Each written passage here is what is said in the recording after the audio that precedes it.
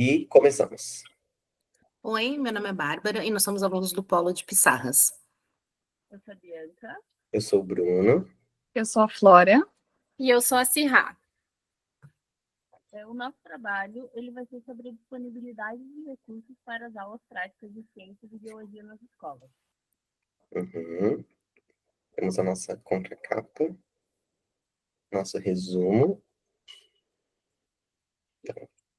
Então, a nossa introdução vai falar um pouco como as aulas práticas são fundamentais no ensino de ciências e biologia e como ela proporciona aos alunos a oportunidade de experimentar, observar e construir conhecimento científico. Além disso, ela é importante para consolidar o aprendizado e essa abordagem ela estimula a curiosidade, o pensamento crítico e o envolvimento ativo dos estudantes. Apesar de toda essa importância, existe uma grande falta de infraestrutura, como laboratórios avançados, e a dificuldade isso dificulta a implementação de práticas pedagógicas. Ali no texto a gente fala um pouco sobre o fato de que apenas 20% das escolas brasileiras possuem laboratórios equipados. Então, a grande maioria carece de materiais básicos, como livrarias, por exemplo, ou reagentes. E essa limitação ela força os professores a irem para a sala de aula. Então, tem métodos mais expositivos e menos investigativos. Diante desse cenário, é essencial a gente refletir sobre soluções viáveis. E esse documento, então, ele vai abordar os processos que ocorrem na escola de hoje e quais os problemas os professores, a coordenação e os alunos enfrentam quando precisam usar algum laboratório ou recursos para fazer experiências das aulas práticas. E eles são... Isso? Ok, obrigado, Bianca. Eu vou passar então aqui para gente, na nossa metodologia que utilizamos no nosso relatório, na nossa pesquisa em campo, né? Posso chamar assim. E a gente escolheu então 2 locais diferentes, foram uma escola pública lá no município de Navegantes e uma escola particular do município de Joinville, ambas aqui no estado de Santa Catarina, certo? Nós também selecionamos sujeitos para a nossa pesquisa, claro, entre eles 2 professores que estavam presentes na escola particular e 6 alunos de idades entre 6 e 18 anos, sendo 2 desses alunos da escola pública, enquanto 4 eram da escola particular, né, que a gente abordou. Aí, a gente teve uma questão na escola pública, onde a professora estava afastada devido a problemas de saúde, então a direção da escola, né, a diretora dessa escola, acabou por responder à nossa pesquisa, substituindo a professora dessa escola. Nós utilizamos, né, ferramentas aqui para nossa pesquisa e elas eram roteiros de entrevista. Era um roteiro específico para os professores, enquanto um outro roteiro específico para os alunos. Então, o roteiro da entrevista era igual para os professores, como eu disse, e também para a diretora, que eventualmente precisou substituir a professora que estava afastada. E ela contava com 10 perguntas, então, que a gente tinha, sobre a percepção da direção, né, e dos docentes acerca das aulas práticas que eles tinham disponíveis, em relação a recursos, dificuldade de implementar essas práticas no currículo da escola, e também falta ou presença de incentivo para que essas aulas ocorram ou possam melhorar. Já a entrevista com os alunos tinham 5 perguntas, né? E elas eram acerca sobre a quantidade de aulas práticas e também coisas como se eles consideravam ou não as aulas práticas importantes para o aprendizado. Eu tenho aqui para gente a presença dos nossos anexos, né? O formato desse roteiro de entrevista.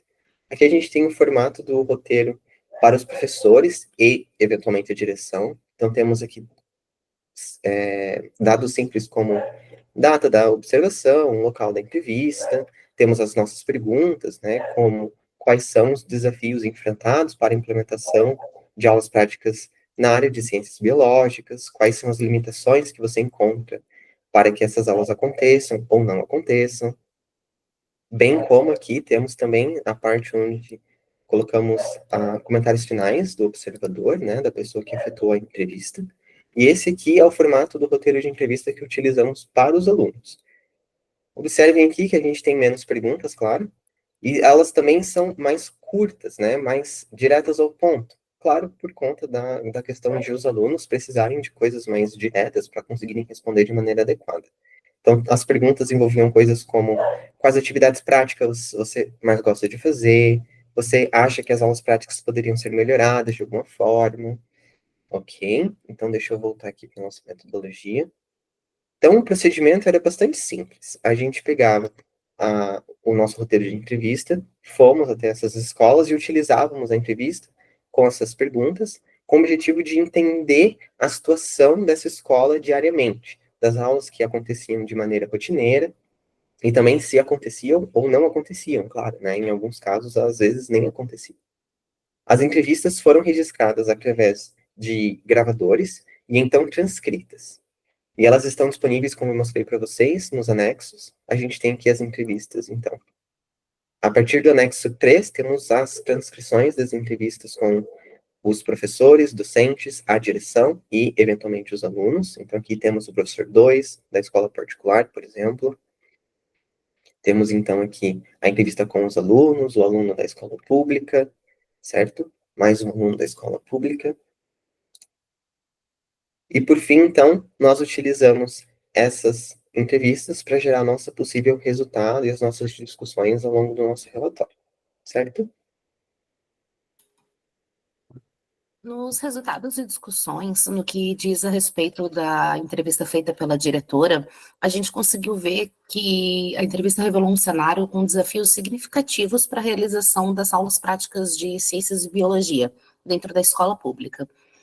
A ausência de um laboratório de ciências e a escassez de recursos básicos, como uma estrutura adequada, elas foram destacadas pela sua diretora, que estava substituindo a professora de ciências e biologia, né, como o Bruno já citou. Segundo a diretora, as aulas práticas são raras e geralmente limitadas às saídas de campo, enquanto na maior parte das aulas permanece na teoria mesmo. A falta de equipamentos adequados e a dependência de recursos próprios, ela acaba fazendo com que a escola precise fazer rifas ou eventos para arrecadar dinheiro para ter algum tipo de material para disponibilizar para as aulas práticas de biologia, né? A diretora também apontou que falta o interesse dos professores em adotar metodologias práticas. Em um caso específico, o docente responsável pela aula de biologia não realizou nenhuma atividade experimental ou prática durante o ano letivo todinho, né? Isso evidencia também uma necessidade de uma formação contínua e continuada para os professores que capacite e motive os professores a implementar as práticas pedagógicas ativas e diversificadas, né? Apesar das limitações, a diretora também reforçou que as aulas práticas são extremamente importantes para o aprendizado. Ela tem essa consciência e ela tenta incentivar ao máximo que o professor adote essa postura dentro das suas aulas e no plano de aula que ele planeja durante o ano letivo, né?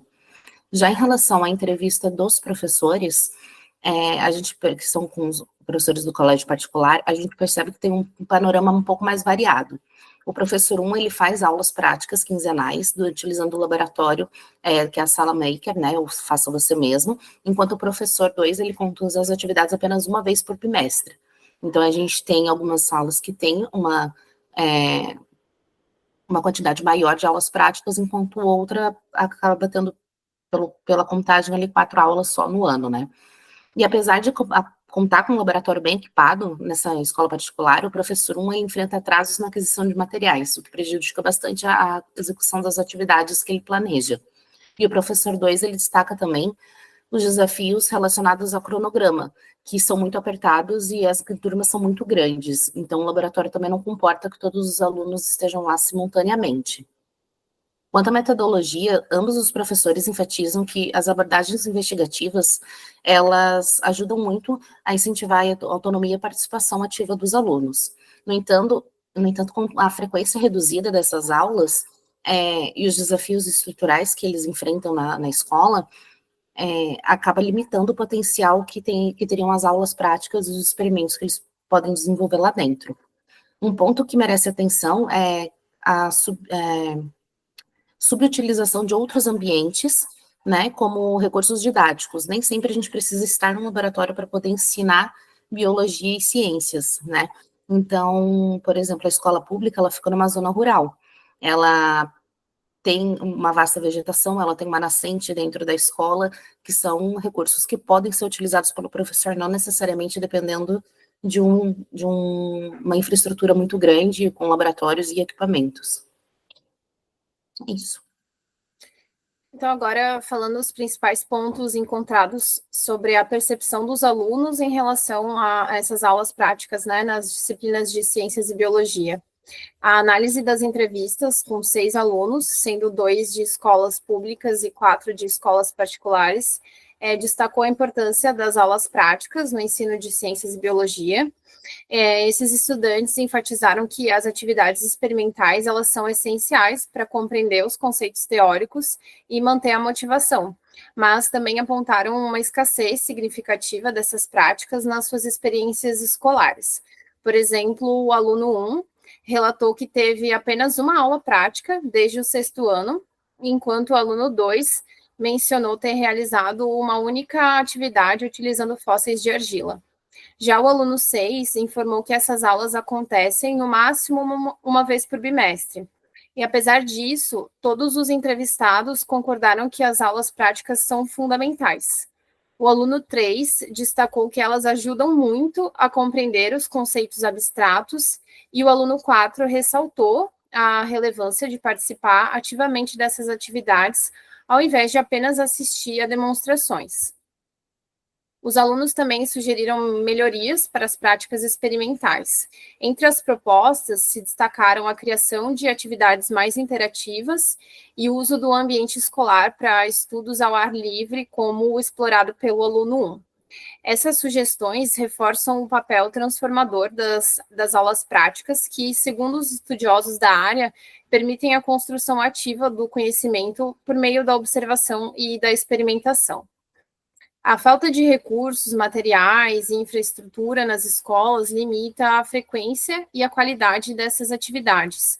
Esse problema reflete um contexto mais amplo, onde políticas públicas e condições locais não garantem acesso equitativo a práticas experimentais.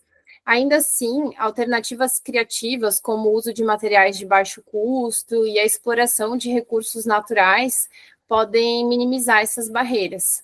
Então, é essencial que haja investimento em infraestrutura, capacitação docente e também criatividade na implementação de aulas práticas. Essas iniciativas, elas não apenas favorecem a aprendizagem, mas também preparam os alunos para os desafios do mundo moderno, promovendo um pensamento crítico, científico, autonomia e o trabalho em equipe. Então, mesmo diante de limitações, a ciência precisa sair do papel e ganhar vida nas salas de aula, conectando os alunos ao conhecimento de maneira prática e significativa. E, para finalizar a nossa apresentação, eu vou destacar alguns pontos importantes que surgiram nas entrevistas realizadas. Primeiramente, ficou claro o quanto as aulas práticas são essenciais no ensino de ciências e biologia. Elas têm um impacto direto no aprendizado dos alunos, tornando os conceitos mais concretos e acessíveis. Além disso, as práticas ajudam a aumentar o engajamento dos estudantes, especialmente nas aulas teóricas, pois eles conseguem perceber de forma mais clara a relação entre o que eles aprendem e o que eles vivenciam. Além disso, as aulas práticas ajudam a aumentar o engajamento dos estudantes, especialmente nas aulas teóricas, pois elas conseguem perceber de forma mais clara a relação entre o que elas aprendem e vivenciam. Em outras palavras, as aulas práticas fazem o conhecimento se tornar mais significativo para os alunos. Porém, ao analisarmos as entrevistas, também ficou evidente que há uma grande diferença entre as escolas em termos de recursos para a realização dessas aulas. Mesmo em escolas particulares bem estruturadas, como a que foi abordada na pesquisa, existe a dificuldade de investir em materiais adequados para as aulas práticas, o que acaba gerando um sentimento de insatisfação entre os professores e alunos.